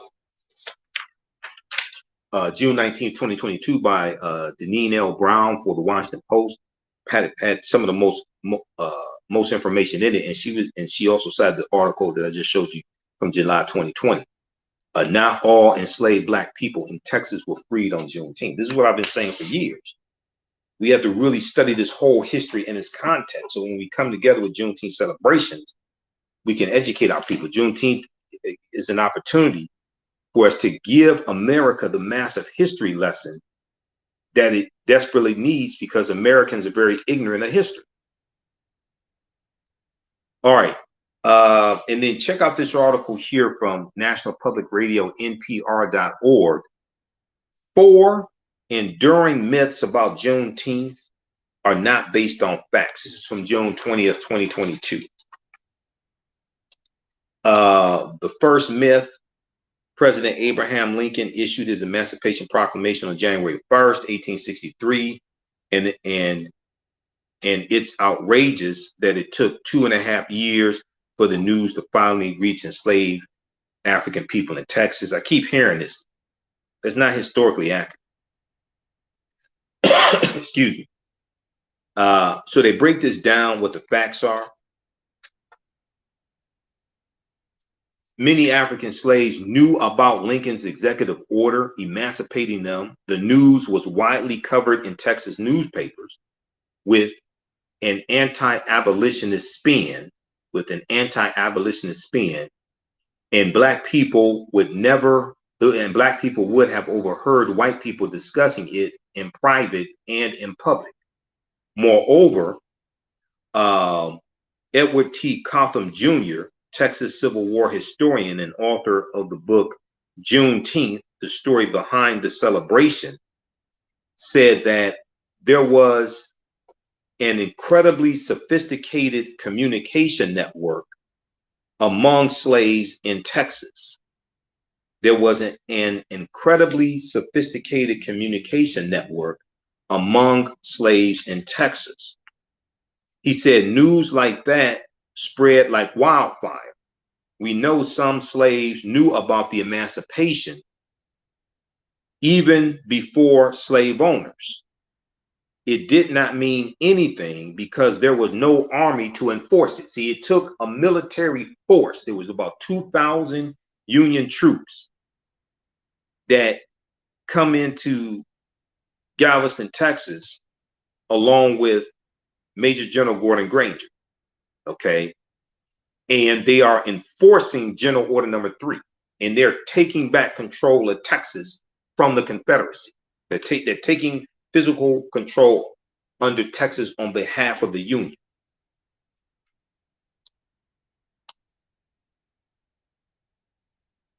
All right, now,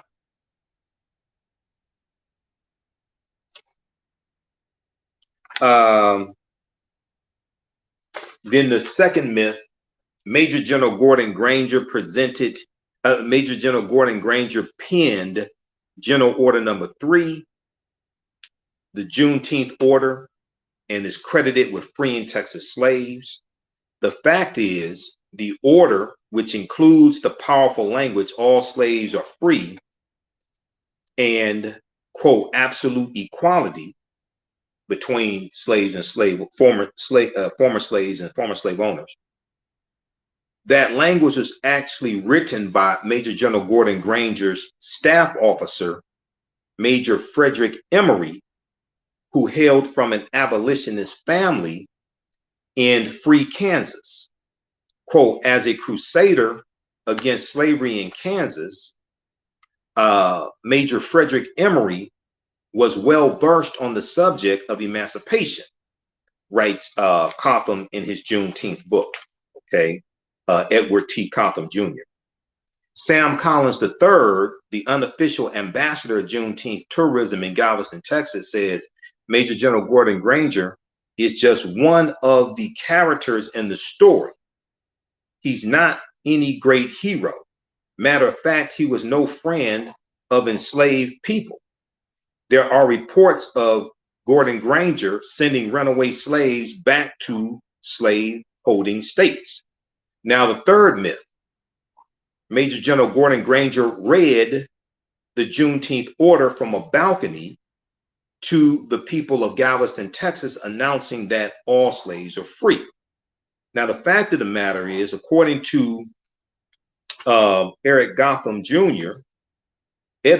Edward T. Gotham Jr., author of the book Juneteenth, The Story Behind the Celebration, according to him, General Gordon Granger never read the order publicly, nor did any member of his staff.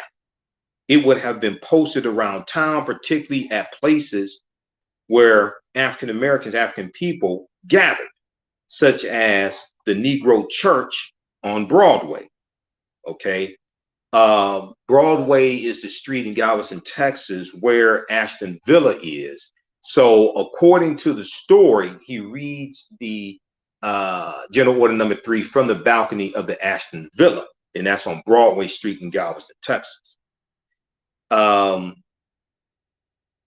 Okay, the Negro Church on Broadway, as Reedy Chapel AME Church was then called.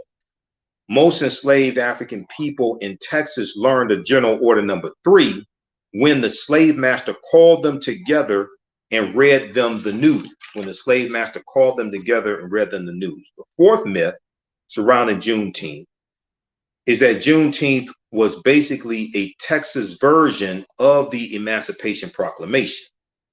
Okay, now General Order Number 3, the fact is General Order Number 3 stated unequivocally all slaves are free, but it also contained patronizing language intended to appease planters or slave owners who did not want to lose their workforce. 41 words of the brief 93-word order urged enslaved people to stay put and keep working. Okay, General Order Number 3, General Order Number 3 said the freed people are advised. Let me pull this up here just a second. It said the free people are advised to remain at their present homes and work for wages. Remain at their present homes and work for wages. They are informed that they will not be allowed to collect at military posts and that they will not be supported in idleness either there or elsewhere. That benefits the planters, the plantation owners, because now this gives them an opportunity to still have a labor force, a workforce, okay, to till the soil and things like this. This gives them the opportunity to still have a labor force. Now, Sam Collins said, quote, the last two sentences advise the freedmen to remain at their present homes. The last two sentences advise the freedmen to remain at their present homes and work for wages. So you're free, but you don't go anywhere. Now, we do know that you're going to have some that leave. You're going to have some of these African slaves who are going to, who came from other, they came from other states and they were taken in by their slave masters into Texas, and they came from Arkansas and Tennessee and Louisiana, things like this. Some of them are going to go back to where they came from.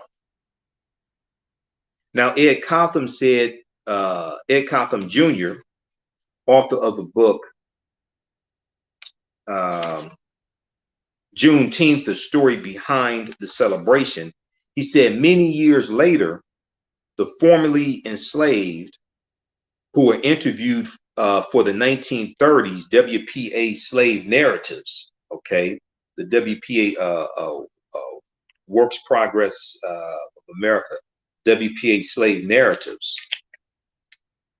He said they remembered when the Freedom Paper was read to them, because you had the last of the former slaves die in the 1950s, okay.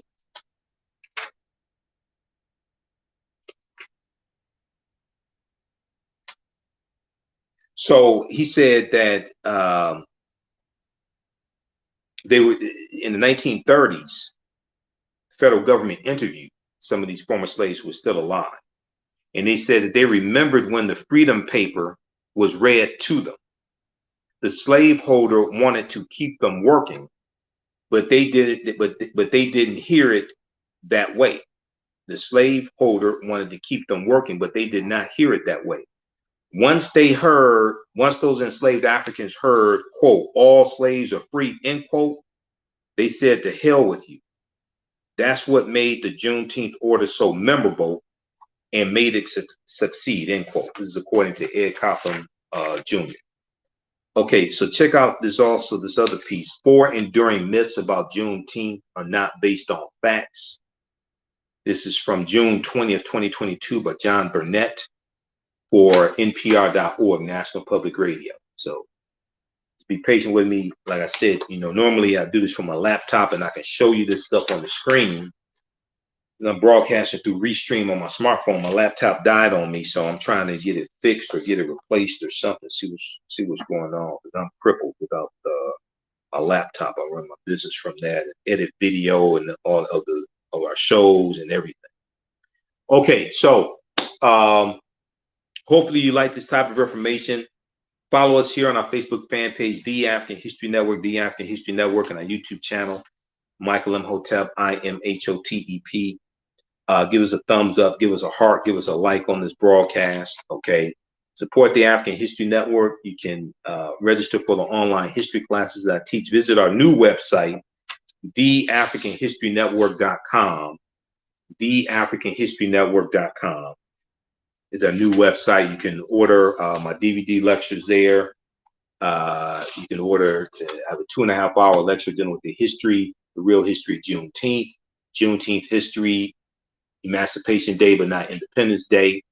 We never got our 40 acres and the mule. Dr. King's Poor People's Campaign. We're coming to get our check. I do a lot of history, Civil War history, Reconstruction, all that here. That's $10. We have it in digital download format also. You can email us at AHNshow@AfricanHistoryNetwork.com. AHNshow@AfricanHistoryNetwork.com. It's going to digital download format. Digital download is $5. We have my 2.5-hour lecture dealing with the real history of Tulsa, Oklahoma, and Black Wall Street, and the Greenwood District, North Tulsa. Black Wall Street, from destruction to the resurrection of economic empowerment, because we rebuilt Black Wall Street, which is the business district. It started at the intersection of Greenwood, Archer, and Pine. We rebuilt it with our own dollars, and we had help from surrounding Black townships also. Okay, so we rebuilt it. Yes, I know a lot of people talk about it was burned down to the ground. A lot of it was burned, but we rebuilt it. 1926, Dr.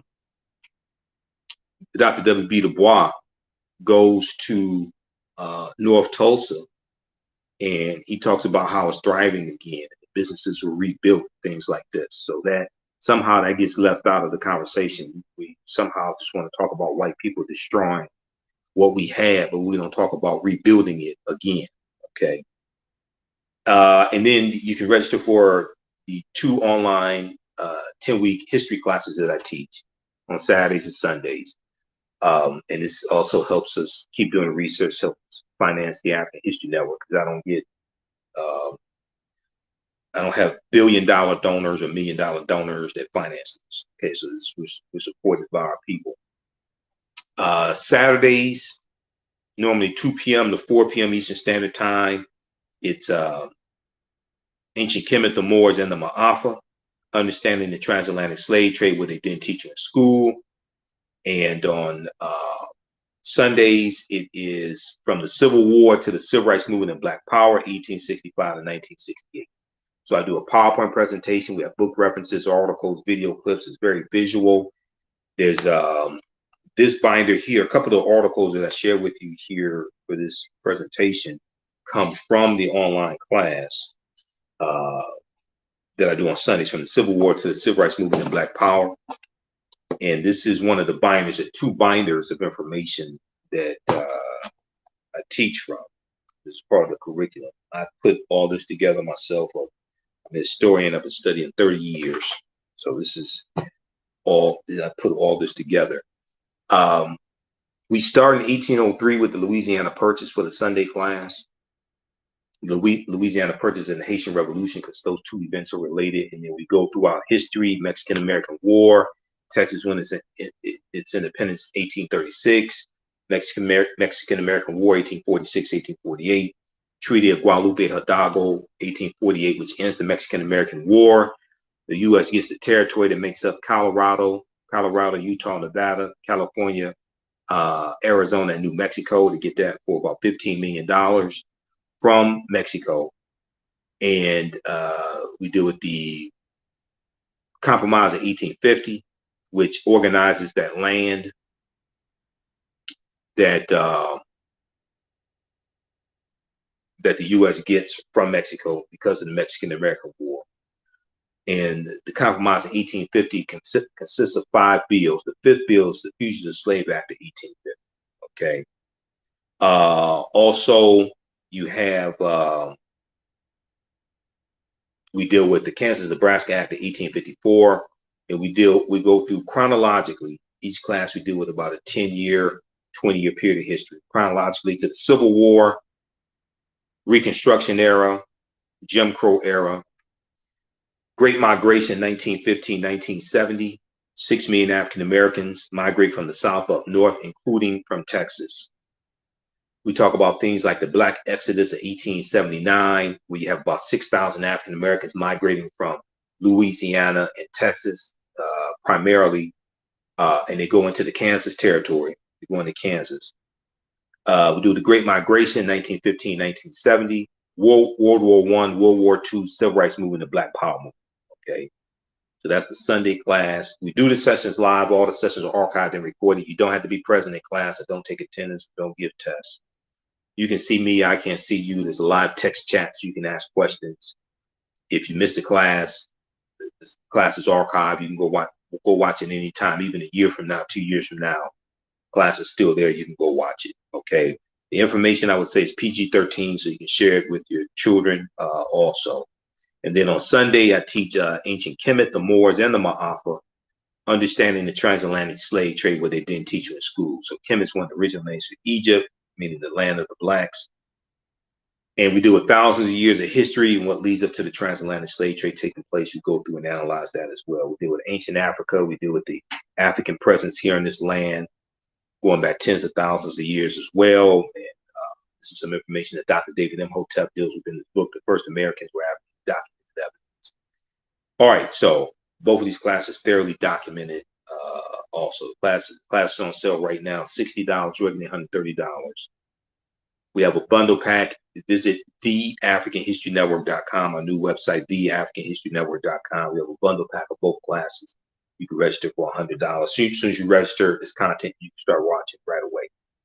Also, if you want to support the African History Network, $ TheAHNShow, SHOW, through Cash App and through PayPal, paypal.me/TheAHNShow. We have the information in the thread of the broadcast, and it's at our website, TheAfricanHistoryNetwork.com.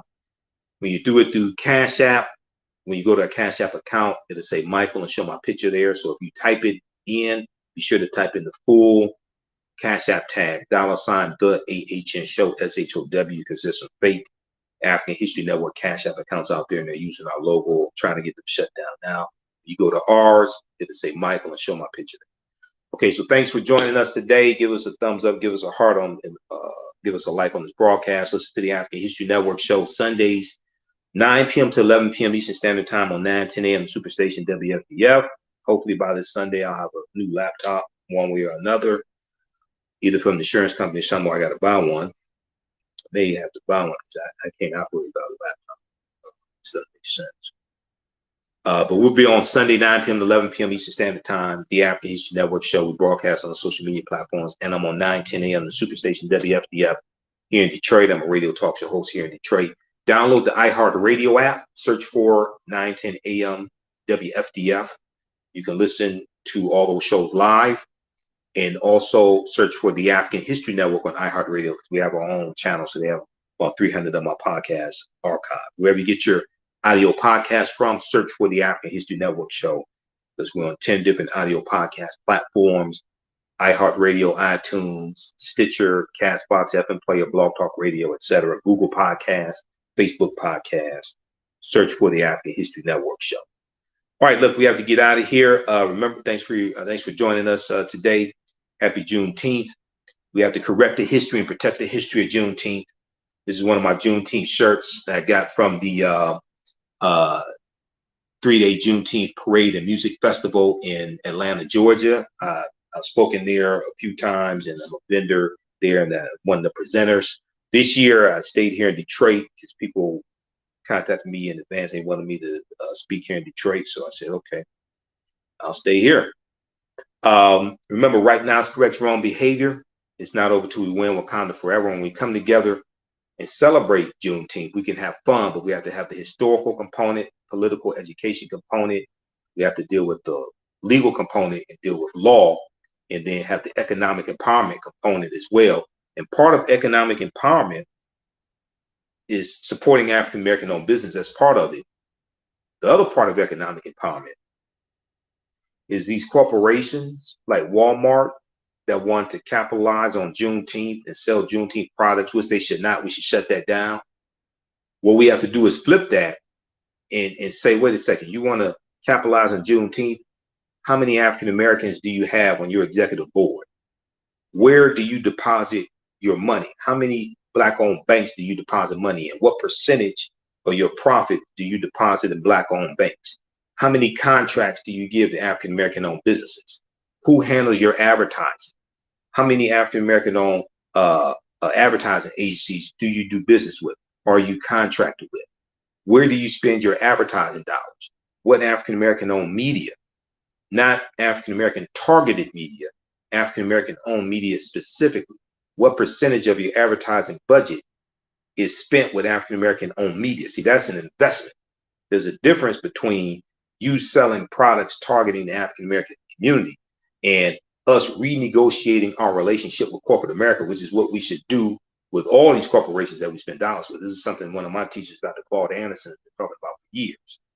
But especially with Juneteenth, and to a larger extent, African American History Month, February, all these corporations that want to capitalize on Juneteenth, all this stuff, this is what we should be pushing to them. This deals with renegotiating our relationship with corporate America. This deals with leveraging our economics to enforce our political agenda as well. Economic empowerment, okay? Because we're not just talking about jobs, even though we need to talk to them about what percentage of your employees are African American. Then we go to upper management, middle management, upper management, executive board, things like this. So we have to renegotiate our relationship with corporate America from one of just being consumers to having more of a partnership, okay, and getting these contracts, getting a greater percentage of their advertising dollars for our advertising agencies and African American owned media and radio stations, TV stations, on the digital platform, okay, the digital media as well. All right, we have to get out of here right now. It's correct wrong behavior is not over till we win Wakanda forever. And we'll talk to you next time. Peace. Happy Juneteenth.